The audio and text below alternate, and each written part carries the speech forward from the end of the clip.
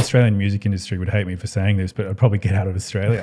Like, Oh my God. Today we've got Calum Anderson here. He worked at Universal Music Group. Universal has Drake, Taylor Swift, Billie Eilish, Yeah. Tame Impala. Labels will want ownership of the master recordings, usually 80% to the label, 20% to the artist. What is an advance? It's structured as a loan technically, right? It's recouped from split in your deal. So if you have an 80-20 deal and you're on 20 as an artist, it's recouping from that 20%. So it can take a really long time. What does like the life cycle of a project look like? Make sure you've got this appearance on SNL. How much is planned and how far ahead? Like a year ahead. Whoa. As an artist, from the revenue I generate, let's say I generate $100. Of that $100, how much of that actually goes to me? Per stream on Spotify, it's roughly 0.0003 of a cent. Are industry plants real?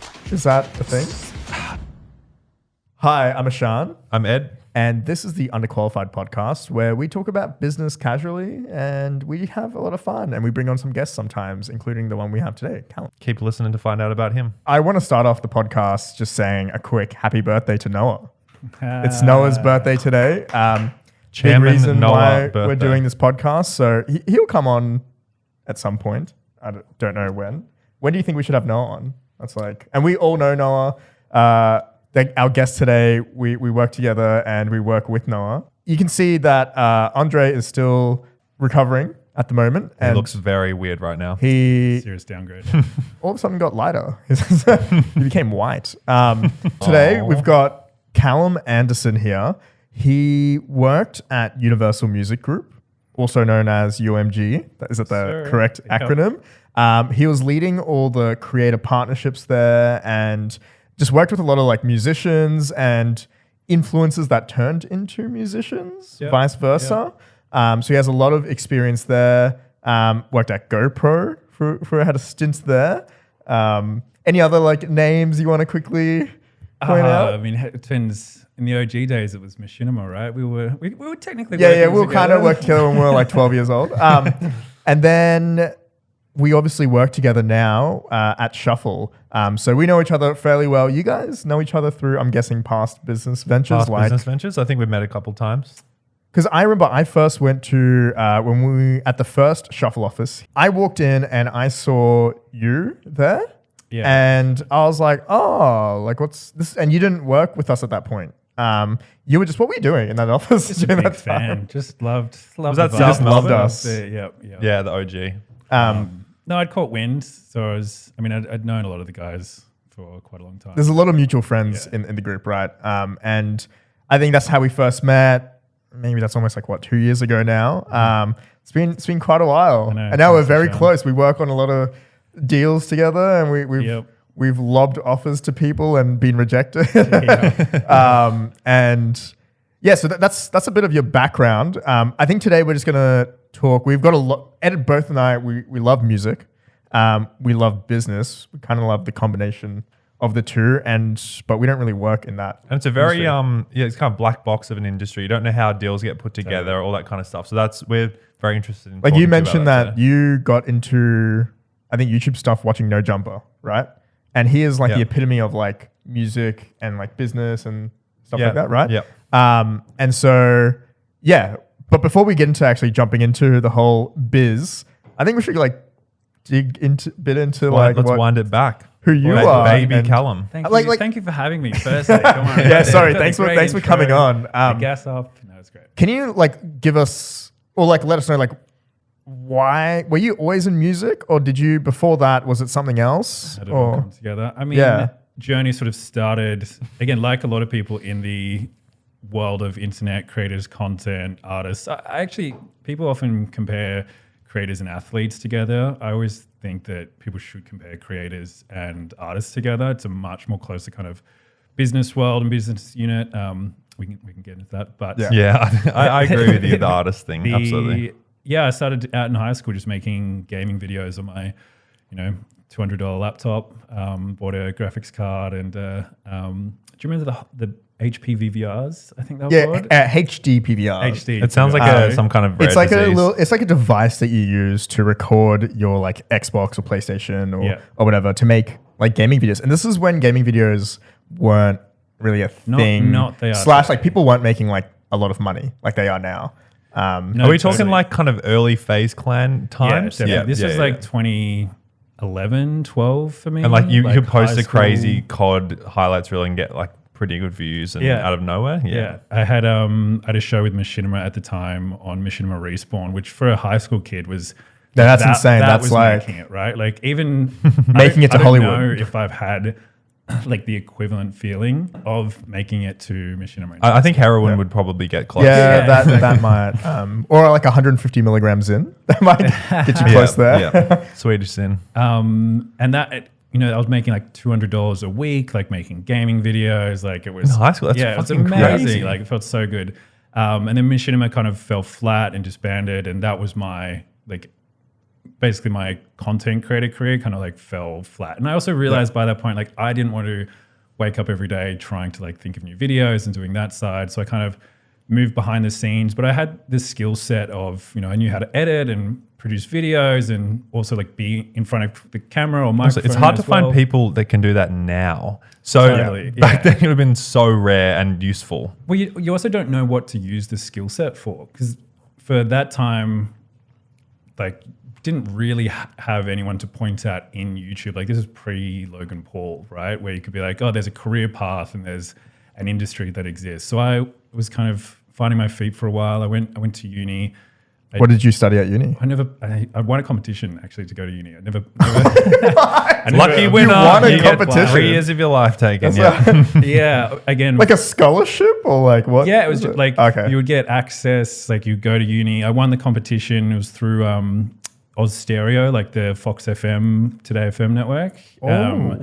By just submitting my application to wanting to be a radio host and producer. Wow. And again, like thinking, how else can I use Now this- you're on a this skill podcast. set? Yeah, no. So And that's the kind of Exactly. you look at, there's no YouTubers, but these radio people are on TV, and then maybe like Hamish and Andy kind of Exactly. thing. Like you'd be like, oh, that's the path for me. Yeah, I think again, like completely missed the mark. Should have been stuck in the YouTube game, but Damn, you could be I you could be knew- huge. You could be in like PewDiePie or something. glad I'm glad I missed it. Like you got my like half second of understanding what it's like to make and produce content. So they did the uni thing for a while. I started my own podcast for a while.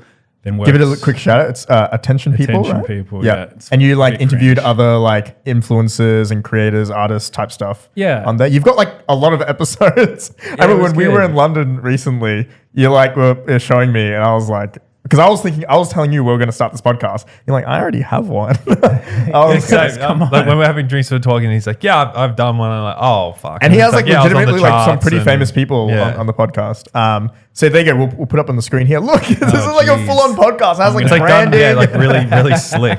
I'm gonna have to remove one. Actually, the last episode that I ever did, unfortunately, didn't go out. But I interviewed KSI when he started putting out his music, and like That's great. like a huge. That would have been like Like, a yeah, massive- KSI has been big for episode. fucking Totally. ages. Yeah. Unfortunately, they lost the audio for that, and then they asked, like, "Oh, do you want to redo it?" And I was like, oh. They must have someone like Lincoln on their team. Yeah, we might get into that soon. And so you did the podcast. You're in uni, and then what was like your? Did you end up finishing uni or did you work a job? No, I finished uni. Uni Yeah. is, I mean, I did communications, advertising. Like, it's Yeah. very easy. If Did you kind you of know find what it that like, because we spoke to Darcy about this last episode as well, but once you start getting a bit of outside the box, because obviously you're meant to just basically focus on your grades at school, and if you Yeah. play sport, get good at that, but focus on your grades the whole time. But then you were, and I sold sneakers and stuff, and I'm like, whoa, okay, like this is actually a thing I can do without any school. This is wild. But same Right, thing you with were the like Benjamin content. Kicks? Yeah, literally the tall Benjamin Kicks. But so were you finding that you weren't getting that kind of hit from school?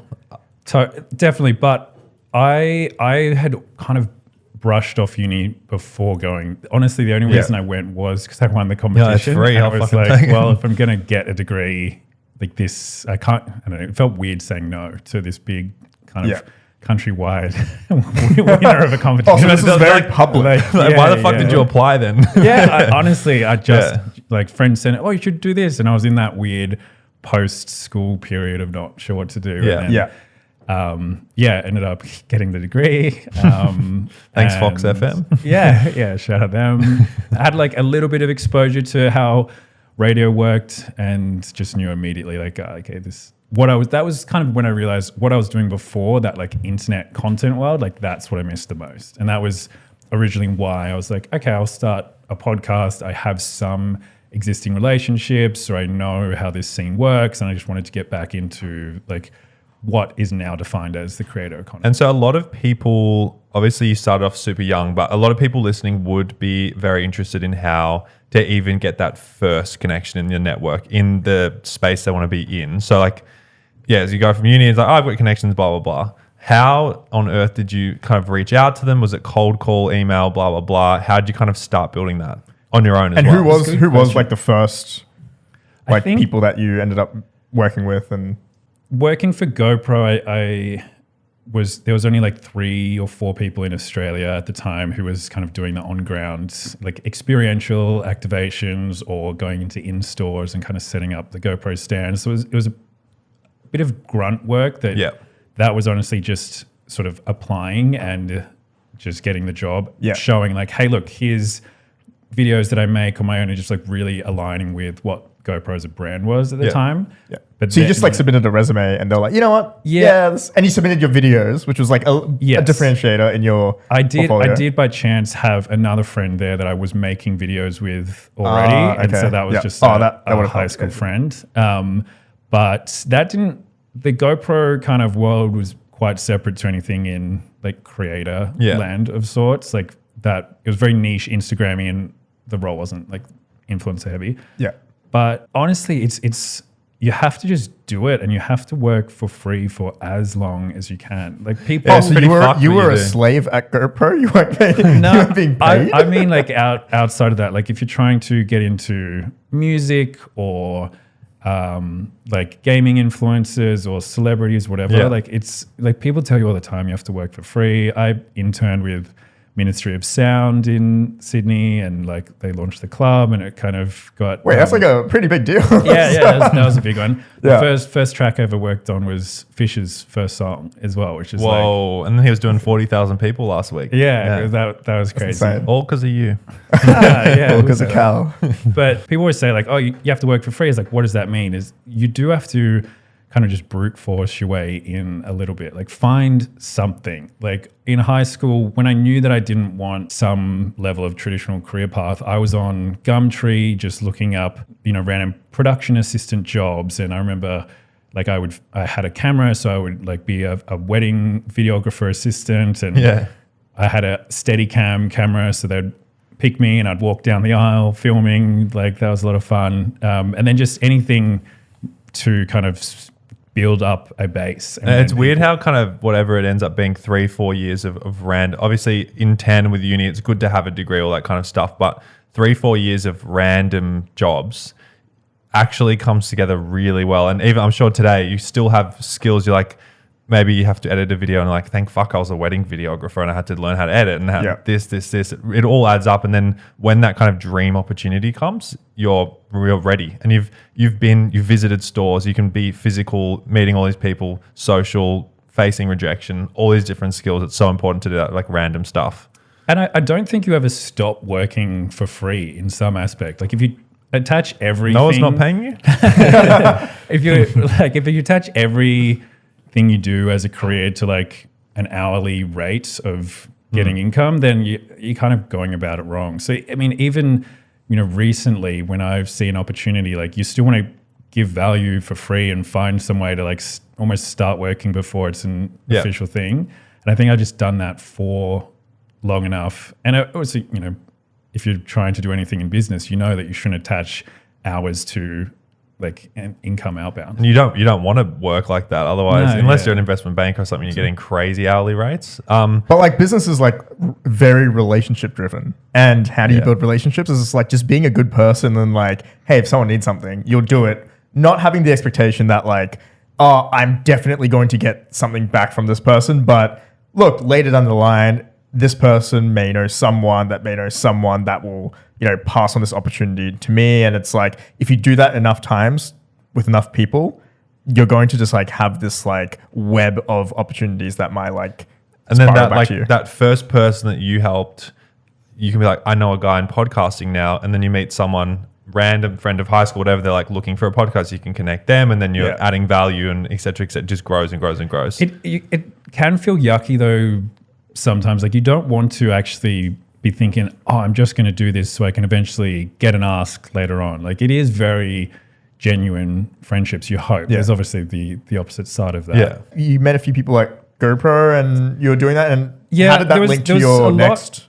There's still a lot from honestly the machinima and gaming days, right? Like that kind of small pocket of, it was the people who watched FaZe and everyone in those days. Like a lot of people who were in those circles ended up going on to do, some pretty crazy stuff. I mean, I guess everyone here was like consuming that content, right? So there's a few from that world. I worked for an esports team in Australia for a while as well, just doing their content and that. So when I knew that I wanted to sort of, or I found that this creator economy, let's call it, had started to become a thing, I knew that there were pockets of friends that I could reach out to, or I used to make content with, and now they'd gone on to actually like become some big YouTubers and all that kind of thing. So there was definitely a little bit of luck for it as well, but it was also just that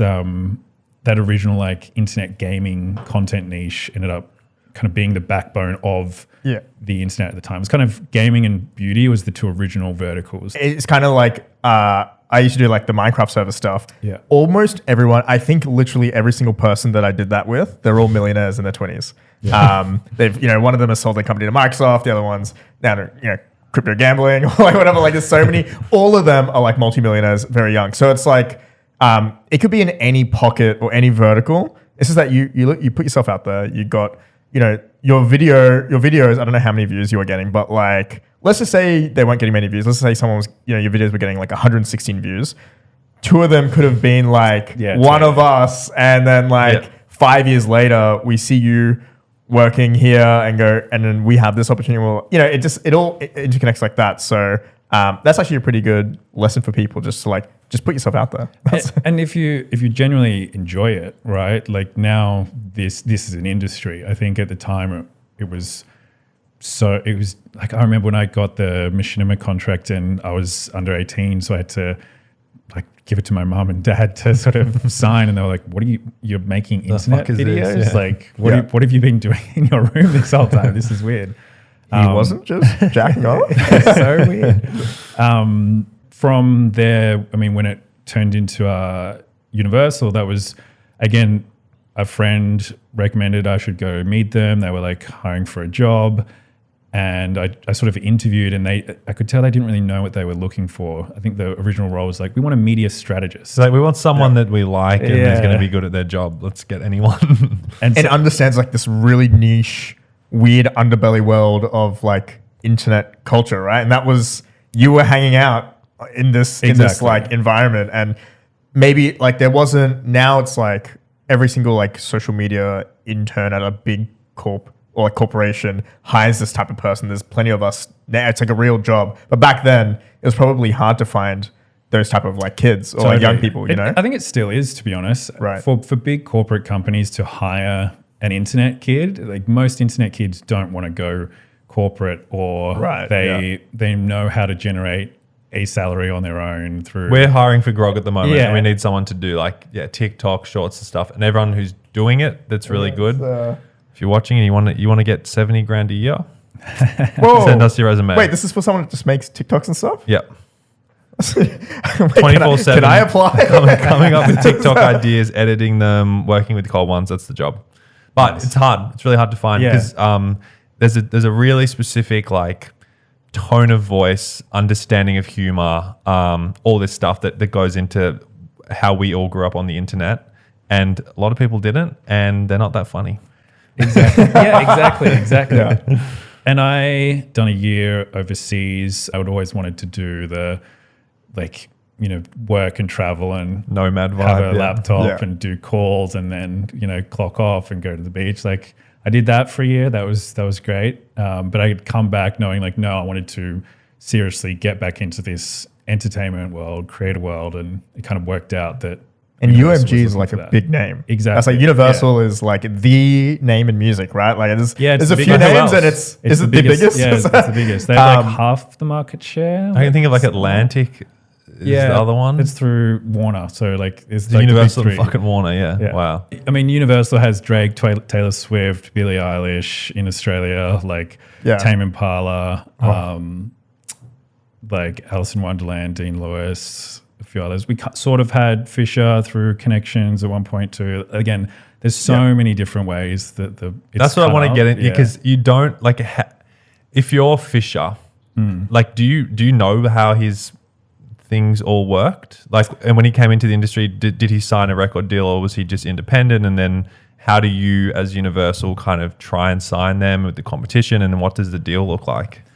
There's honestly there's not really a template, right? Like the labels will want a recording deal, which essentially means that they'll have ownership of the master recordings. It's usually 80% to the label, 20% to the artist. Sometimes it might bump up to 70-30, but the label takes like a very, very large share. So this is revenue generated by like song streams and Streams, downloads, like physical product sales. So CDs and vinyl. I mean, vinyl's still like massive now. This probably matters for like massive artists that get those sales, but like for someone, if you're like your specific niche was like creators, right? Like people that would maybe like upload them singing or their music to TikTok, they get super viral, and then Universal like picks them up, and majority of their revenue would probably come from streams, right? Yeah, I mean, if they build a fan base, if they build a fan base, like, it's probably and Universal would take 80, 90, whatever percent of that. They claw in and a standard like major label contract will probably go after around 80, but then and then you could have a license deal where they might not own it, but it might be like it's licensed for 5-10 years. Yeah. Maybe that'll be 50-50. And then a distribution deal is 80% to the artist. And these are like broad terms. Obviously, like those percents change by, micro amounts, and it might not have merch, or they might not take anything from touring.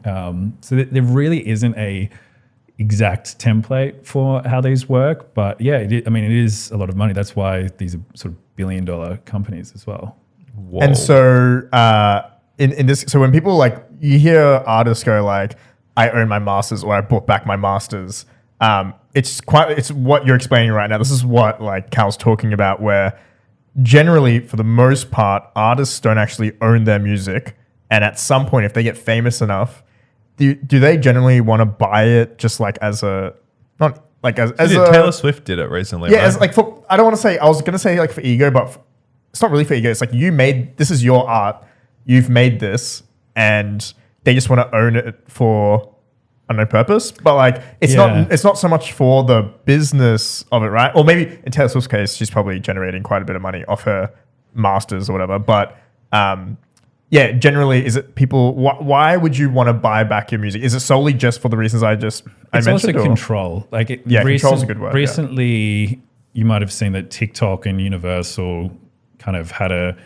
the music wasn't on TikTok, right? And I believe it is now. But if you were an artist that really wanted to be on TikTok, if you didn't have control, you couldn't necessarily make that decision yourself. And like there's sort of a lot of hoops with that particular instance. But if you wanted, it's kind of just like it's a business at the end of the day. It's how the rights are split up, and if you wanted 51%, you would be able to have the ultimate say. I don't know if that many are actually buying back. Like it's a really rare thing, right? Yeah, and I mean at the time when a lot of these artists kind of blew up in like the pre kind of now internet days, like you kind of needed labels, right? There was no other way. They controlled the distribution. They had the relationships with stores, with TV, radio. It's more that like the internet has kind of opened that up, and there isn't the same level of gatekeepers. I think. What's the point of a label now? Yeah, What's, I mean, I think a lot of them are having a bit of an identity crisis or trying to work out what that is. But if you're an up and coming artist, or if you're an artist in general, you do need to eventually build a team around you. And if label comes in kind of like a VC to a startup and says, "Hey, we're going to invest. I getcha. Like, it's going to cost you $50,000 to record an album. Like, we'll front that for you. Right. Here are the terms of the deal. Do you want it or not?" Right. And then can you explain something to me? What is an advance? Because you always hear rappers usually rappers, but it's probably any sort of musician that like, I've signed a deal and they get a large amount of money up front that they can go spend. But it's structured as a loan technically, right? So could you just explain like what an advance, like when you sign a record label deal or whatever, what is an advance? What does the deal look like? I've heard the phrase 360. Could you like? So if can I explain that? If Lil Ish was coming up, he was making some sick bars and an A&R, so artist and repertoire representative. Yeah. They're kind of like the scouts that had found you and be like, "I want to sign you. Like, we're going to make an advance and here's the deal." Yeah. That is it's essentially a loan on the future royalties that you. And is it more so if Lil Ish is currently living with his mum and faking everything in his music videos, all that kind of stuff, and then Lil Ish wants $100,000's a lot of money for him, and then do they potentially use advances to, I guess, take advantage of artists? It can be a massive bidding war between all these different labels, right? Yeah. And then they just get the best deal, and it can get pretty like, millions of dollars if you've got like a viral hit and they want to sign you and sign the viral track and hope it has a sustainable career out of it. But it is like a way to kind of get you in the door. You have, enough to move out of home and to go and record, or maybe that advance we split across.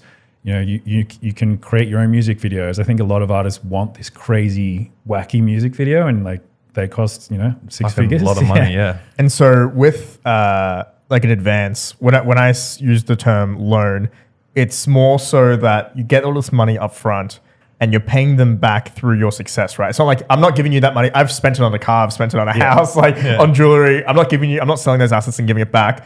You're just going to keep taking the profits of the business I generate, which is like song streams and me getting more popular until they've recouped their part. And what happens after that's recouped? It's recouped from the split in your deal. So if you have an 80-20 deal and you're on 20 as an artist, it's recouping from that 20%. So it can take a really long time to recoup. Oh. Yeah, so and you can just blow your whole advance, right? And then you're like, "Oh, when am I getting paid next?" And they're like, "Well, no, your new album didn't do that well and we need that 20%. Wait, I did it. That's they're like like 100-0 if you do a bad album. That is a very important distinction. So it's being so okay, let's say you give me your Universal, you give me, or whatever music label, you give me $1 million. I go out, I ball out, I buy stuff for my friends and myself and my family, blah blah blah. I've spent that $1 million, and during this time, I've been making music, I've been putting it out. But let's say that my streams and my merch and whatever, all of that collectively, it's fallen off and it's generated $200,000. So. But that's $200,000, and so 40,000 is my 20% or whatever. That's how much that I've recouped out of that 1 million. 40,000 out of that 1 million.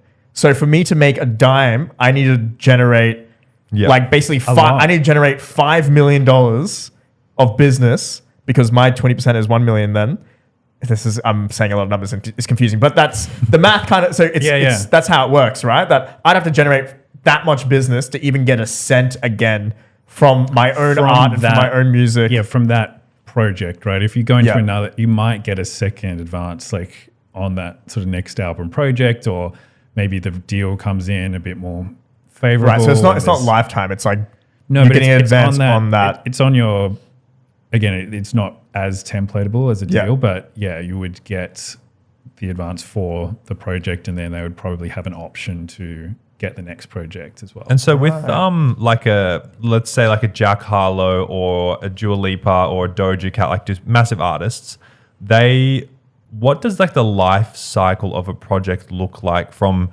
kind of Jack Harlow goes, all right, I want to make a new album. It's going to be like jazz inspired, this, whatever it is. They go, all right, sweet. We're going to make sure you've got this appearance on SNL, this catwalk thing, blah, blah, blah, blah. How much is planned and how far ahead? It can be like a year ahead. Whoa. Because the artist will be making the album, EP, or whatever project it is for a very long time. And often labels want the whole thing ready, or sometimes the artist wants the whole thing ready before it actually goes into sort of planning and marketing rollout stage. Wow. Which I think in today's age is pretty difficult because artists would have this on-off cycle previously.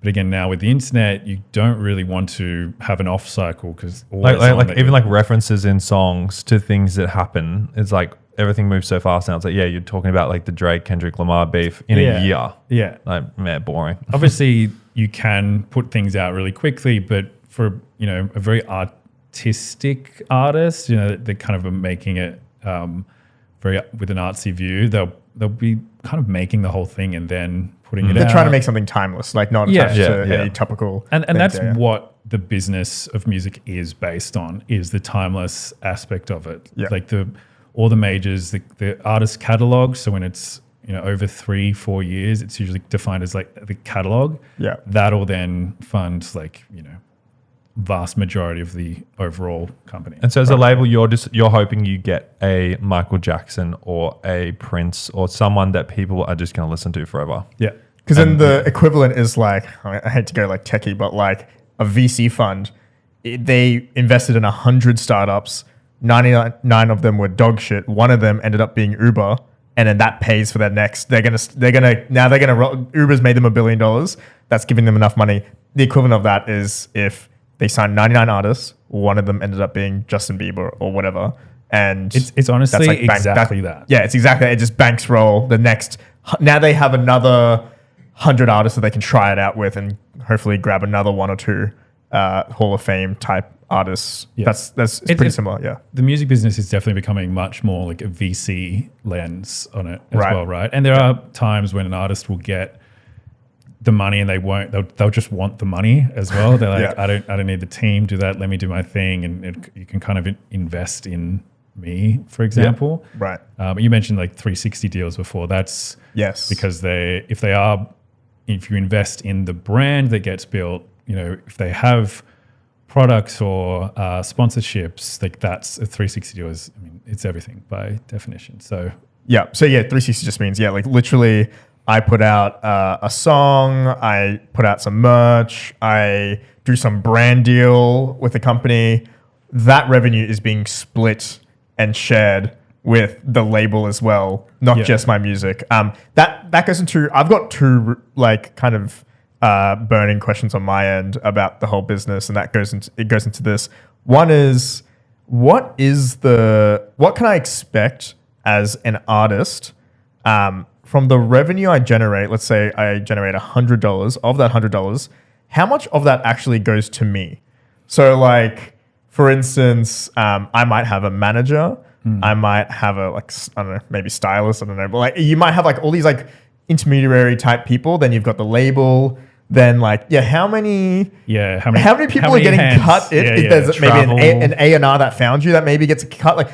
So we could have. There's given very very varied cases, but if we take the extreme examples, say you make per stream on Spotify, it's roughly 0.0003 of a cent. Very generous. So very generous. A million streams, like $3,000, right? That is podcast is that is similar? This is your expertise. Is that similar to like a YouTube CPM? Like if you got 1 million views on YouTube, it's way higher. Yeah, I think so. 1 million views on YouTube would get you what? Like, by CPM, but it could be double that. Yeah, double that. Okay, yeah. Again, it changes. If you made finance videos and it got 1 million views, it might be like 100K or something like that, right? It depends on the vertical. So let's grab like $1 that you've generated of a stream. How many cents would go to a manager? How many cents would go to X person? And then of that dollar, how much does the of artist, that Let's use the $3,000. So 1 million streams. Yeah. If you've got that $3,000, let's say you'd be on either a 50% deal as a license, or maybe 50 to 80 would go straight to the label. So maybe you're on, $1,000 to $1,500 at the moment. Yeah. And then from there, managers would be from 10 to 25%, maybe. Yeah. Wow. Again, that can vary a lot, and then you'll be the income after that. So Obviously, you can end up with like Couple a $100. grand or a little less yeah, probably for 1 million streams. yeah, potentially Wow. a little less, and that's again of like that scenario of a deal. You could have it way more favorable, or it could be also a lot worse. No, we get it. Yeah. But like just in general. Yeah. Yeah. So like, I guess this is why people you hear artists complain about the earnings Totally. that you'd get from, and it's like pretty justified because 1 million streams is very fucking hard to get, right? Yeah. Like that is, you have to be a pretty like famous person to generate millions, and that's why I think when you hear artists and they've had a hit song and it's 20 million streams or whatever, people automatically assume that they're millionaires now, but that's not the case, right? No. Like, it's, But it can, like, I think it is surprising, like, because there's Spotify and there'll be Apple Music and YouTube. Like, there is a vast area. Spotify is definitely the highest, but that's why. Wait, Spotify pays out the highest? Sorry, the highest volume of your streams, will yeah. probably be through Spotify. Apple Music's the highest paid. Yeah, but not by much, I'm assuming. It's Yeah, similar? like it's maybe 20% or so better. Okay. Yeah.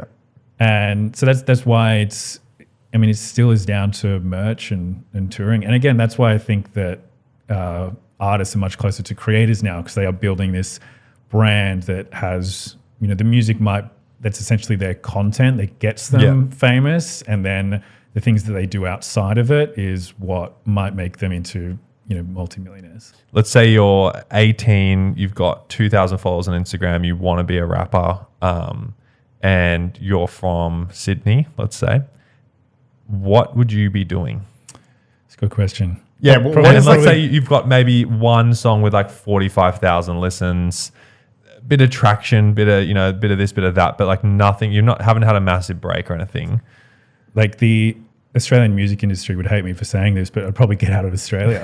Like, if it's pretty hard. Like most artists are kind of broken in other markets, the UK or the US, especially for hip hop compared to here. Like maybe Kid Laroi is the last like really big one that came out of Australia, but even then people don't necessarily connect it as like Australian artists. And he left as well. He left. He left. Exactly. He followed your advice. He followed your advice. But you definitely want to do as much as you can, because you want to have a lot of leverage when you go into those conversations to be like, no, I can say no, I can walk away. I don't think labels are necessarily bad, right? They're a business that has to exist, and they have an offer, and it's kind of up to the artist. There's a price for the offer. Yeah, it's a situation like you're about to get $250,000 like advance. That's going to fund your project and maybe take you on to the next thing. When people do features, so when you see, I don't know, Cardi B featuring, I don't know, Migos or whatever artist song, the person that features on that song, they just get paid an upfront sum and they get no other benefit. Is that right? Usually they might have, again, equity in the song, so that like part of the master as well. But often it'll be, if they're getting a feature, Trippie Redd does like a lot of features, right? He just wants the quick bag because he probably doesn't think the song's going to go crazy, so he just takes his $500,000 and I didn't know you does can a get song. equity in the song. Well, that's what That's like- points on the master is, right? Points on the master. Okay, so it on the can master. go down like a lot of layers. Then. Yeah. Oh wow. Okay. Many Producers ways would to have that skin a as cat, well. as they say. Are industry plants real? Is that a thing? It's hard. I think these days, no. Like it's down to social media algorithms that like surface a lot of songs. Back in the day when it was a controlled output of getting it on radio, like absolutely, like people would just define what gets listened to essentially. I guess back in the day, an industry plant was someone that they manufactured, and it could have been completely like different style. Like we need someone to sing this style and bang, like an Elvis or whatever. Yeah. And like, yeah, this music's really popular. Let's get Elvis doing it, and we'll make him huge. Nowadays, I feel like people industry plant themselves. It's probably like nepotism over industry plants now, right? It's like because you're born into who you know that you might get the opportunities quicker. I'd say, and, paying for studio time Exactly. and having access to even networks. Who do you even email at Universal if you've got a massive song and all that stuff? Yeah. Nepotism, I could see that really, really helping. I think people are learning like how to make it themselves now as well. Like it's very easy to put out a song versus back in the day it was very difficult, right? Like some of like Juice WRLD songs were done on it's just software computers, or you'll see DJs like they're just making their songs on a plane, and then like David Guetta's like Blue remix he kind of just put out, and then like sounds like that it blew up, and then they like it blew up on TikTok first, and then they made it an official song. So it's the barrier to entry is like very low now. So I was going to say industry plants still exist in like different countries. I'd assume so. Like South Korea, K-pop's like all K-pop industry is plant. it's all industry plants, right? They have like specific like people go to camps. You learn how to dance, you learn how to sing, you learn how to act a certain way. They tell you like exactly what to do, and they promote you, and they'll. And I'm guessing like the environment for what goes viral is a lot more controlled, maybe in different countries. And so I'm guessing like that's probably the closest we'd get to an industry plant this day and age, right? Definitely. Probably only K-pop really. Like unless anything else, unless there's conspiracies of all the algorithms are controlled and that kind of thing. And these labels are a pretty big deal. I know there's some K-pop companies that are publicly listed and they're worth billions of dollars. The YG guy that manages Blackpink they're publicly listed. I think they're worth 600 mil US. Yeah. So they're like fairly large companies. And I'm assuming Universal and stuff are listed or no? Yeah, it's public as it's well, public. yeah. Okay. So pretty, and they're making billions of dollars. It is still like mind-boggling to me how much influence that artists have and how much like fame, and Taylor Swift will do, will sell at an arena. But these artists still, the lion's share of value goes towards the label and not them. Like Taylor Swift should be worth $10 billion. Drake should probably be a billionaire by now. I guess it's because there's like a fundamental or structural flaw in the music business model being like streams, and it doesn't actually make that much money. Yeah, in proportion to how many people or how many people it influences. Yeah, but it's just insane to me. Spotify, I mean, they're the winners. Yeah, they're like how much are they? Producer Lincoln, what is the market cap of Spotify? Spotify is worth $60 billion. Yeah, that's crazy. Wow, they're a marketplace and they're worth $60 billion. Who is like the richest musician alive? Maybe like $1 billion or $2 billion. Am I incorrect? Off of music? Like Taylor Swift, maybe, right? Yeah, maybe. Yeah. Which is insane. That is crazy. That like Taylor Swift probably generates like $100 billion plus. It's a terrible multiple, isn't it? And she is worth 1% of that, like probably less than the value that she generates. Jay-Z $2 billion. That's the thing again, right? It's like, but Jay-Z made his money in business, not off music. Yeah, off of music. Yeah. Pete Diddy. Oh, no Diddy. Okay, we won't mention his name. But yeah, all the richest people in music didn't make their money in music. Yeah. What? Like this is insane. So this is Jay-Z's that's why I think the creator model is the correct comparison, because Jay-Z was that gold champagne and Ace of Spades, yeah, and then his own record label, and then he had like clothing label. He's done everything actually. Yeah, and he is like, I forgot who said that, but maybe some creator was like, yeah, I want to be the Jay-Z of the creator game or whatever, and that makes sense. That's how you get to a Billy plus, and that's how you have this audience, and this audience has real value, and what an audience really is like millions of eyeballs who interact in the real world, who generate GDP, and you are influencing them. So if the audience is generating $5 billion worth of GDP, why are you only getting, 10 million of that or 20 million of that. And I'm saying those numbers in comparison to like, let's say like a content creator, where some of these content creators, they're worth maybe $10 million, Yeah. but they are legitimately driving billions of dollars worth of business. And I think slowly, I think the creator business is still like nascent and early, and there will be this transition where there will probably be a few billionaires in the creator game. I think we're very close. Like we're pretty close to that. Like Mr. Beast. Mr. Beast someone could value him at over $1 billion. Yeah, like him, and everyone goes to him though. But like maybe Logan Paul, those guys potentially. I don't know. But Yeah, I think it's just music is their content now that kind of gets people there, but it's designed as content that you kind of hopefully consume for the rest of your life versus the YouTube videos. Maybe you watch it twice if it's really good or something. Hey, there's some YouTube videos where they're bangers and people will watch them like 10 years later. Songs, but it's kind of interesting because you look at like the most sold artists and Beatles, Michael Jackson, etc. That was when they were selling vinyls, which would have been amazing margin. It's like actual, you're buying the music. And CDs was the biggest. Like that would you'd buy mental. 3 or 4. And so what would it be? Cents. Like, do you think the music industry from an artist's perspective and also from record label perspective is in it's in a terrible place now because of streaming, right? Yeah, financially, yes. I think the market cap of global music is higher than it has been, but accounting for inflation, it's not.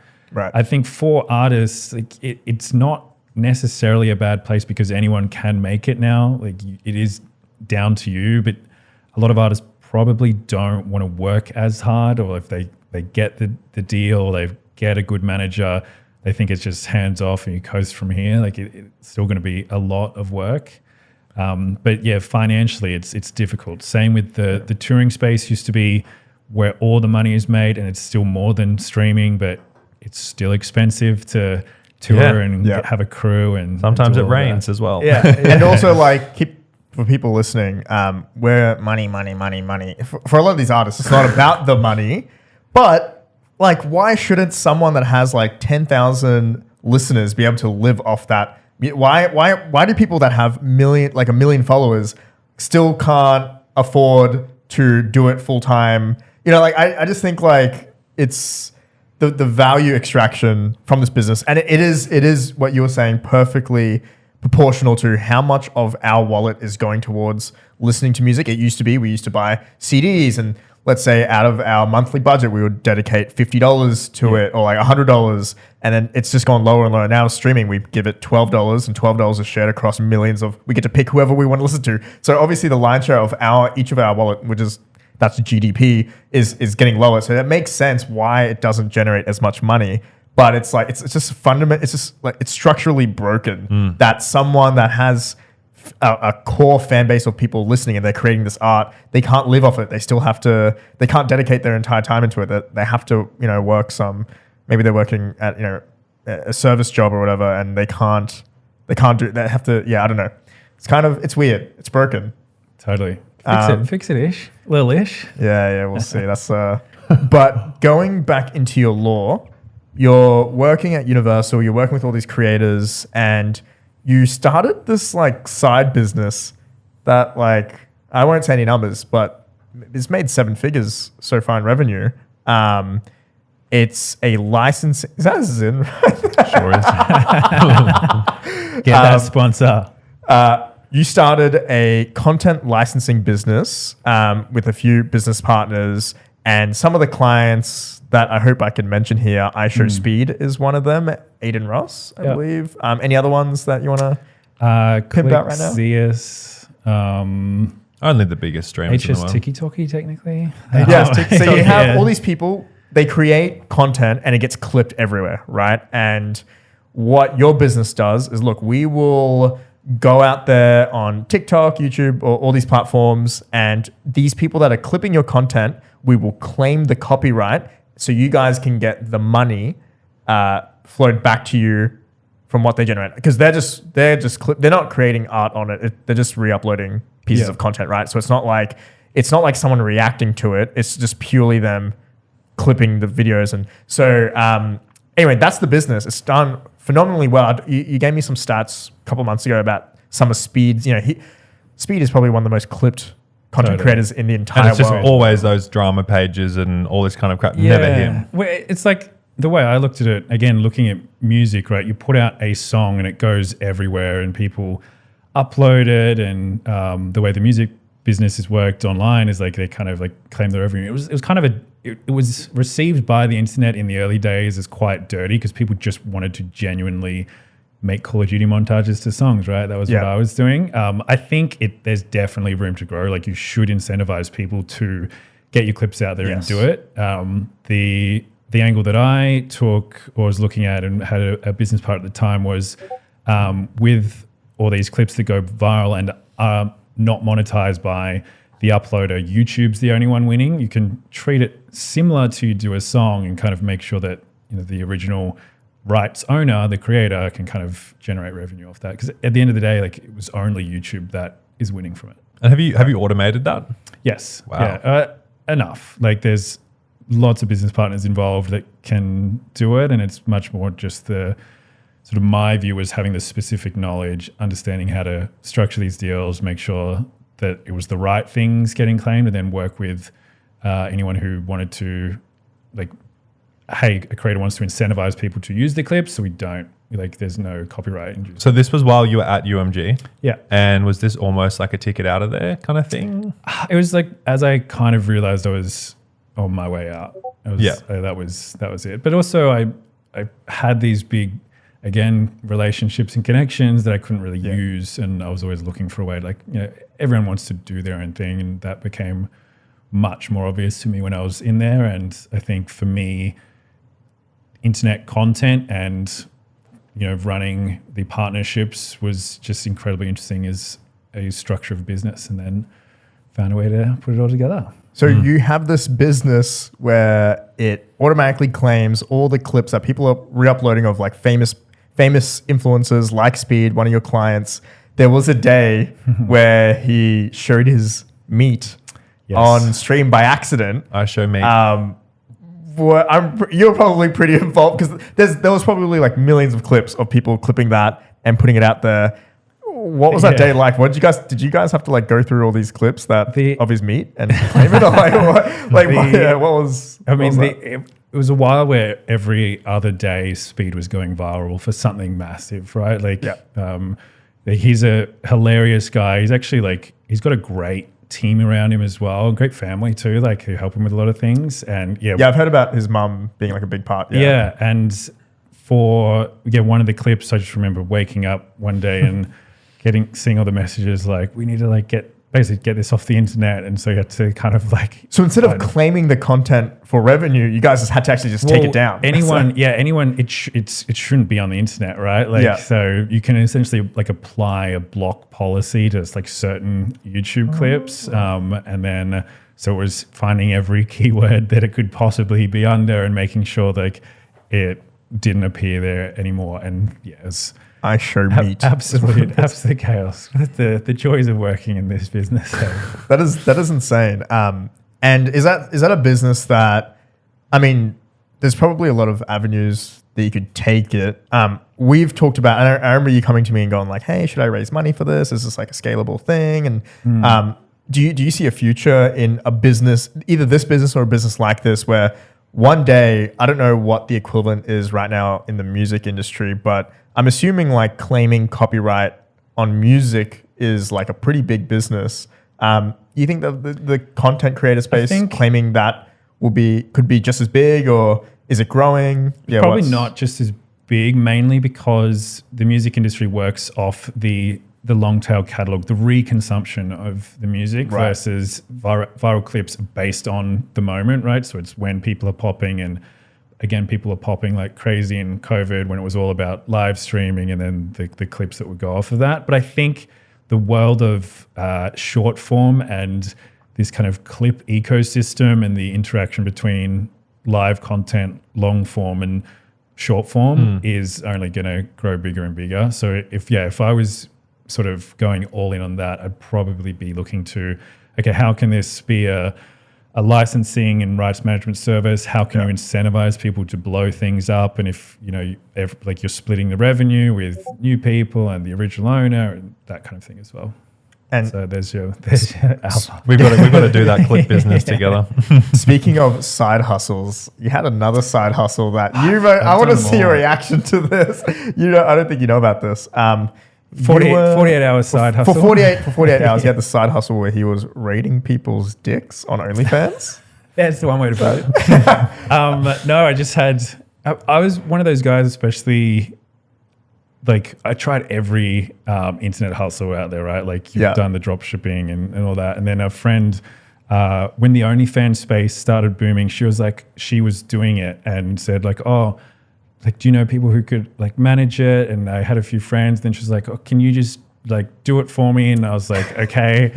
And then, I was on there, and then her thing was like getting, it's like dick ratings. And it was a Friday night in COVID.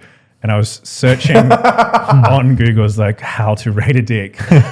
Oh, you had to Google for that? Well, I feel like I know, could do it like easy. So. how to do it, and then and then I was like, okay, this is a new low. This is not for me. But there's people that legitimately are doing what you're doing, but for a living. Totally, it's a pretty dirty. Well, not dirty, but it's Such an interesting, it's like, a weird. You see a dark side of humanity, I think. Totally, and That- especially that.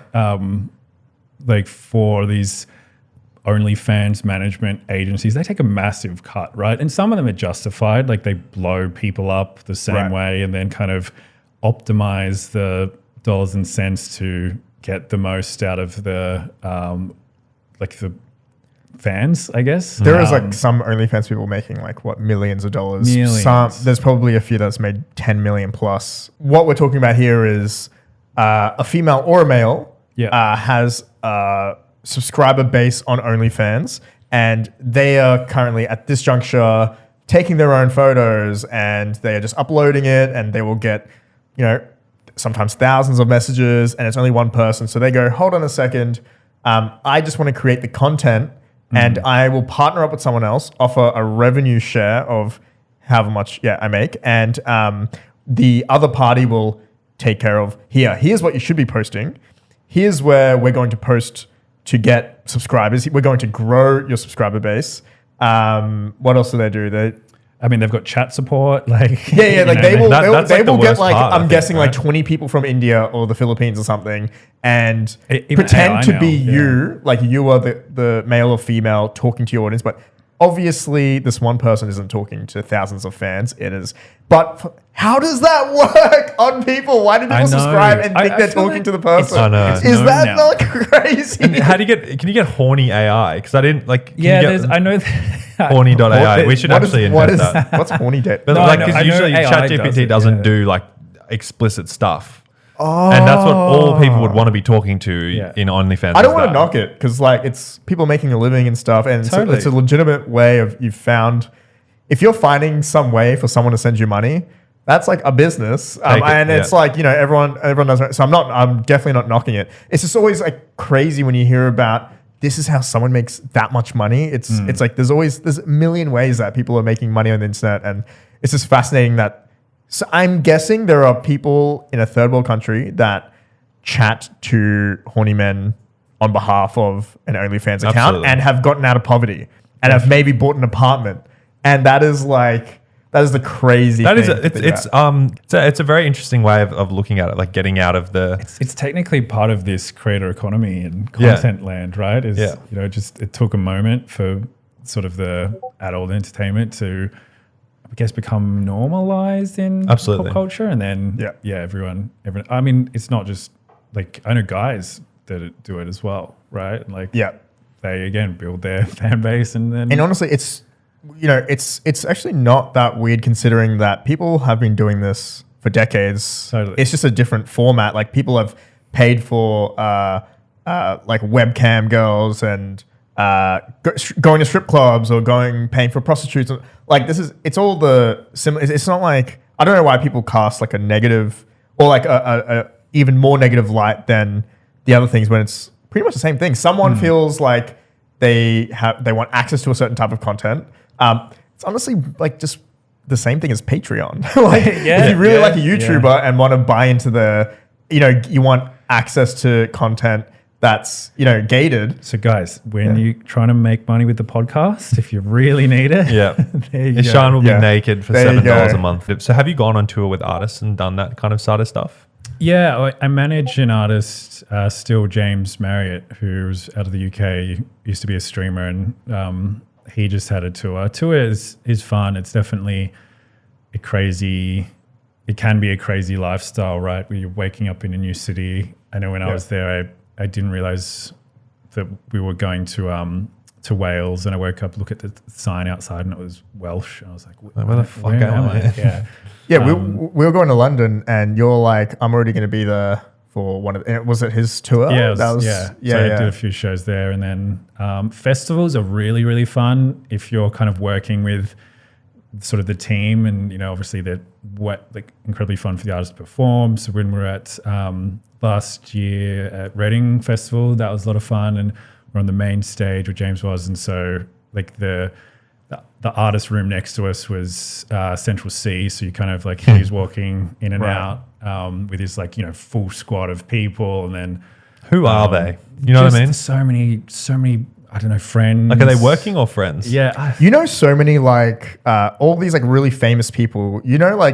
Bits and pieces, or some of these guys that are in the inner circles. Like we'll be mentioning some really famous person that we want to work with. You're like, oh, I know a guy that sleeps in his bed. I'll reach out to him.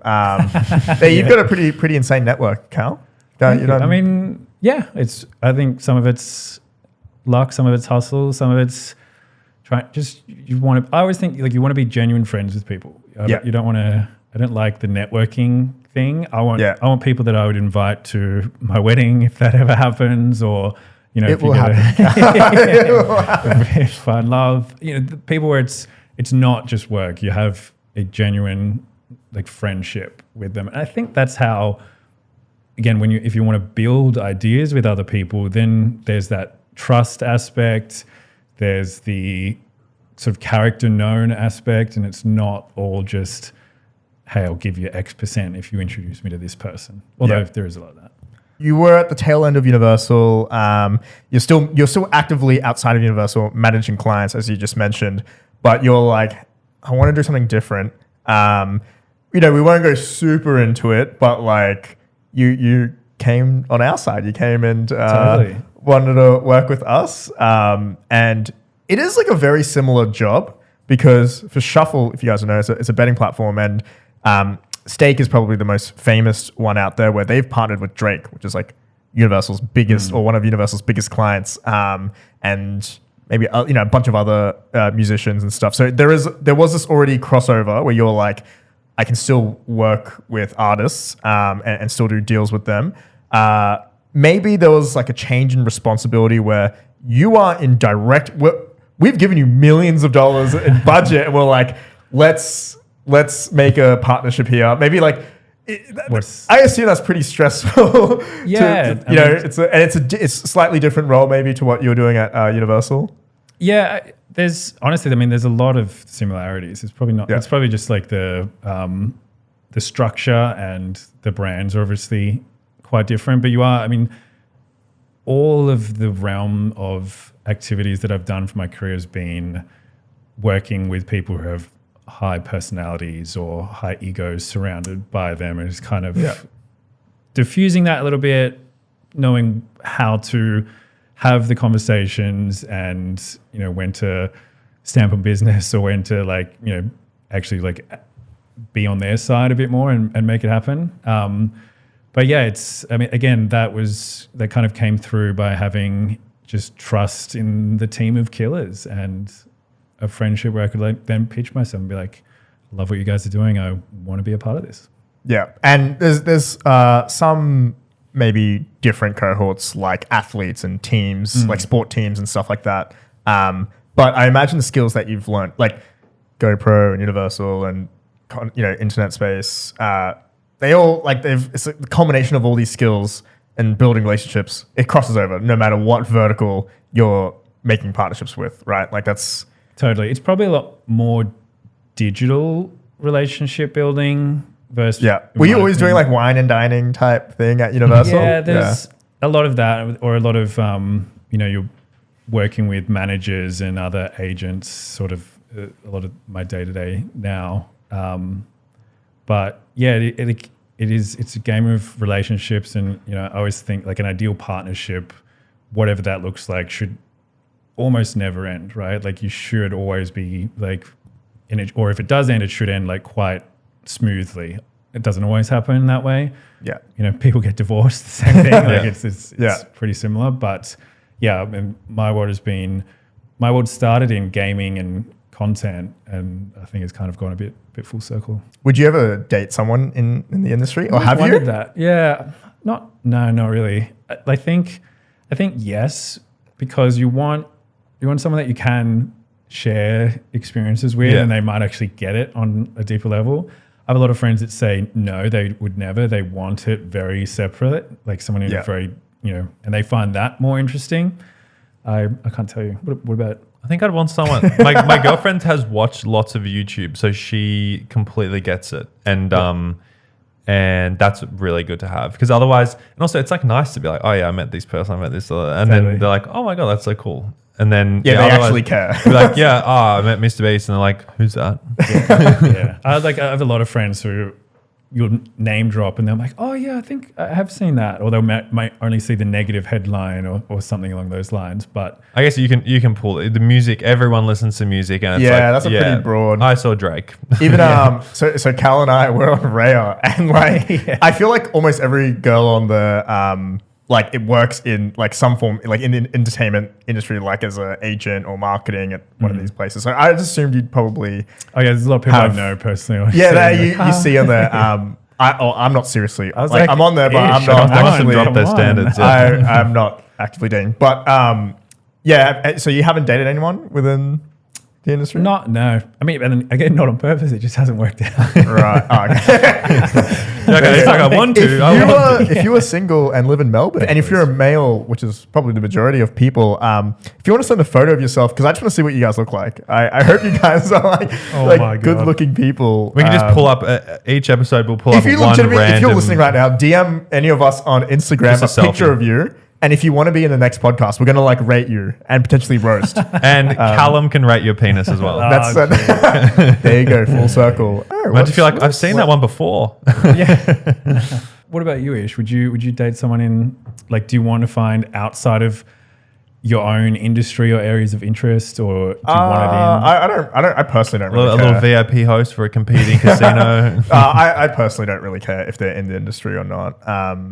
Yeah, it's not a factor. If they did something completely different, I don't mind. I don't think I'd want to date someone that did the same job as me. You know what I mean? Two investment bankers or whatever it was. It'd be a bit too I'd need a break. It's what did you do today? Tell me about your thing that's completely different to the shit that I was doing. You know what I mean? Well, we were talking about this maybe in the first episode. You brought up when you were at Revolt, your 70% of your brain was just thinking about work. And you would be at a dinner with your girlfriend and you'd just be thinking, Discord pings are going off and you're thinking about it. In that respect, I would in the stage that we're in right now of we're pouring our life and soul into the companies we're building. I guess it does make sense to date someone in the industry or whatever you're doing, because then you don't feel like an asshole always thinking about work, because they're also probably thinking about similar things. But I don't know. I don't want to date someone solely just because in this stage of my life, I'm doing this and this is, I'd rather just not date anyone and just do my mission. And then, I don't know. But I'm curious, do you guys feel that your parents and the way you grew up has sort of put you in your position now, or how does that relate? Definitely. I think so. Because both of them were journalists, not earning that much money, and then they wanted to earn enough to send me to private school. So they wrote a book called 100 Great Businesses and the Minds Behind Them or something. And neither of them were business people. Wow, and then they basically, I didn't know this. I know, it was early 2000s, and they picked Amazon, all these crazy, and my mum's so annoying. She's if I just put money in, instead of writing a book, if I invested in the companies that I was so I put in the book, I was dedicated.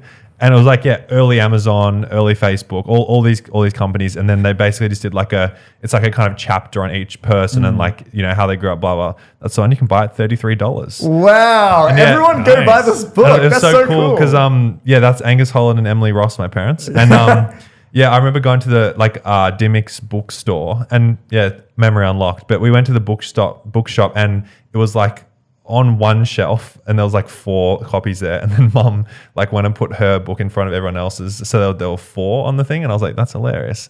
Can we get your parents on the podcast? Yeah, marketing, love that. But they definitely that kind of thing of they had a day job. And then they're also like, we want to be up here. How do we get there? Yeah. Let's write a fucking book at nighttime. And then all this kind of, and they ended up doing like 2 or 3 of them because it was quite successful. And then, I think I definitely got that as well. And what about you, Ishan? Mine's probably, the answer's obviously yes, but maybe indirectly. Like, my parents were like set and forget type thing so my dad was a GP and my mom was stay at home taking care of us. And their parenting style was like, we will provide shelter for you and food and like an education. Go make something of yourself. Yeah. But there's pressure, right? But I think the main thing was freedom. Like, I remember like a lot of kids my age like didn't have the freedom to just like, I could literally like at 9 p.m. walk outside my house, go like to another town, come back like at 1. My parents wouldn't notice. Like that was, and then like as a result of them like not monitoring me, I don't want to sound like I was like abandoned or something, but like as a result of them not like watching my every move, I just stayed in my room all the time doing whatever. I didn't have any allowance on like, you get this much screen time or anything. I was just on my computer 24/7.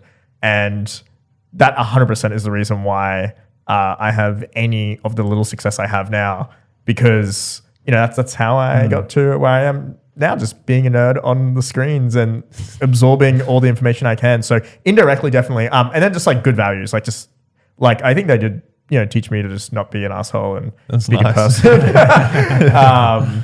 But yeah, well, it's such a wholesome like topic to potentially. Yeah, imagine if we did like a dinner with everyone, like we got the like 10 of us or something, and all our parents were there as well. That would be. I think that would be really. Well, that'd be crazy. Content. Yeah, that'd be really weird. We will definitely do that one day. That'd be really cool. I'd love to meet your parents. That's an awesome book. That'd be funny. As maybe we should just end off with what are you looking forward to, Cal? So we've got a dinner tonight for Noah's B-Day. There's gonna be like 30 of us. It's gonna be fucking hungry at a nice fancy restaurant. So that'll be nice. You're going skydiving next week? Yeah, I decided 2 days ago that I want to go skydiving. So how much do you is want to it? come? It's like $400, I think. There's no way. Would you do it? No in hell. I need to live more. I was saying this before. I need to live more life. Like I can't. Honestly, come on. I'll do it if no you do it. way. Ed, I'm definitely not like. Do you know how much of a buzz that would be? I can it would be amazing. Let me put 2 upper deckies and then I'll get the same. No, I genuinely, I want to, I'd probably do it like in 5-10 years when I feel like I've lived enough life. I haven't lived enough yet where if I died, like I wouldn't have a highlight reel. No, but it's like Michael Jordan. Like you've got this, you have so much potential, right? And if you died skydiving now, it would be like, oh I would not go down as a legend. It's so sad. He was going to be a billionaire. And you don't actually have to do it. Could have been. Yeah, it could have been. Wow. No, yeah, I'll think about it. $400. I'll clip it. No, I might do a birthday thing. Skydiving. Are you? Why not? If I can find one other person in the office to do it, yes, there's other people. I've never done it. Who's going? Oh my god. We've got recruits. I think I'd do it. Is Noah going to do it? No. I'll watch you guys do it. I'm definitely not doing it. Yeah, I don't. Noah and I both won't do it. So you got skydiving next week. What about is there any big trips planned? No, I think. Will you come? Like we were talking about this the other day, you'll probably come to Italy and Malta and stuff with me for that trip. Yeah, likely. That'd be fun. I'd like to get into warmer weather, get out of the Melbourne winter at some point. You're talking about just vacations? Oh no, just mean in general. Oh, just in general. Yeah. Everyone in Melbourne does that, right? Like as soon as it gets cold here, they go to Europe. Just fuck off to Europe. Or like all the like snobby rich people. Don't know how they do it though, because some of us have to actually work. And yeah, I don't know where else. I had it as a little topic that we'll probably go through next week. But there was one topic where like the yen is falling like crazy. Japan might be a fun. Totally. We should go to Japan. Oh, is it falling? It's very cheap to go to Japan right now. That's why there's a lot of people. And I really wanted to talk about Japan as a topic not today. We've already talked about so much, but as a teaser for next week, there's 9 million vacant homes in Japan because they have a declining and aging population. So I watched the most fucked you could buy a house movie. there for like really cheap, like maybe 50K or something. Maybe I watched like last week called The Contestant, and it's about a 90s Japanese game show, and it was before Big Brother, before The Truman Show, and this crazy Japanese TV producer had the idea of putting someone in a room where they have to entirely live off competitions they won out of magazines. So all he had in the room was envelopes and magazines. I've heard of this, yes. And it is amazing. I'm not going to spoil it, but that's him. I think his name's Nasubi. And he basically walks into this audition, and he has like a long face, and he talks about it, and he's like, yeah, it makes people laugh, and like blah blah blah. So he like went to Tokyo to like get into the comedy TV industry, and reality TV in Japan was fucking crazy in the 90s. And they had all these endurance contests where they like basically waterboarded people, fucking tortured them on TV, and everyone was just laughing and loved it. And so he rocks up to this audition, and it's like a Willy Wonka golden ticket kind of thing, and he wins the ticket. They put a blindfold on him, and then they take it off, and he's in this like room with the little tatami mat and the magazines, and he's in there for an insane amount of time and goes through an insane amount of like turmoil because he wins like dog food. He wins a bike, and you have to eat he doesn't have food, and then he wins dog food. So what does he do? You know what I mean? Yeah, all that kind of stuff. It's fascinating. This is a Mr. Beast video. Yeah, literally. And that's what's so wild. Like this is really out there Japanese TV concept, and it's now become like that's what YouTube is pretty much. Of like, I wore VR goggles for 7 days. I did this, I did that. Just people torturing themselves and people loving it. I think there's a lot of like variations of this show, or like I think they were ahead of their time. A lot of the reality shows because they've been. Even like, here in the West, we have Wipeout, but that was it MXC? Can't remember. I think it's Japan. I don't want to be racist here, but Wipeout I think it's was Japanese. awesome. But like, I used to watch, I believe it was a Japanese version called MXC or something like that. But like, yeah, they've exported a lot of like cultural, really relevant reality show ideas stuff ahead of the curve. The Contestant was like an example of how money 100% goes to executives' heads. Like they literally tortured this guy. Yeah, so they tortured him for, I'll just say more than a year. And he could leave at any time, but psychologically was effectively broken. And he didn't get $1 from it because he went in the audition. There was no contract, nothing. Blindfold, took off. And he's like, all right. And then he was told that they weren't going to broadcast it, et cetera, et cetera. And they were putting it on TV every day. And he became incredibly famous in Japan and had no idea. Oh my God. Not to mention he won, quote unquote, and they decided, actually, we're not done with this. And like his reveal was he's in a new room and he's starting fresh. Yeah. It was like actually you couldn't psychologically torture someone more. It's amazing. Wow, I need to watch it. Yeah. He's like a human rights advocate or something now. He like climbs mountains and There's something so like happy but also sad about his face. Knowing what he's like as in like you look at him smiling, then you feel happy. He just seems like a really nice, but then you know the backstory of he's probably been what he's going through, and it's just so sad. Yeah, it's and then and they clipped it. Like Calum would have clipped it, and it like they had to put 24 hours of content into like a 6-minute segment on a bigger show. Like it wasn't its own show. It was like tonight on blah blah news channel, and then it's like 6 minutes of him and everyone loved it. And it'd just be like the fun 6 minutes. And then the rest was just like him having the worst fucking time possible. And then, he was just kind of trapped. This is so sad. I actually feel like crying. This is really good watch. I feel so sad for having watch this. Yeah, it's fucked. Great way to end it, boys. All right, GG. Thank you for coming on, Calum. It's been a great episode. And we'll see you guys next week. We're doing this once a week. See you guys next week. Thank you.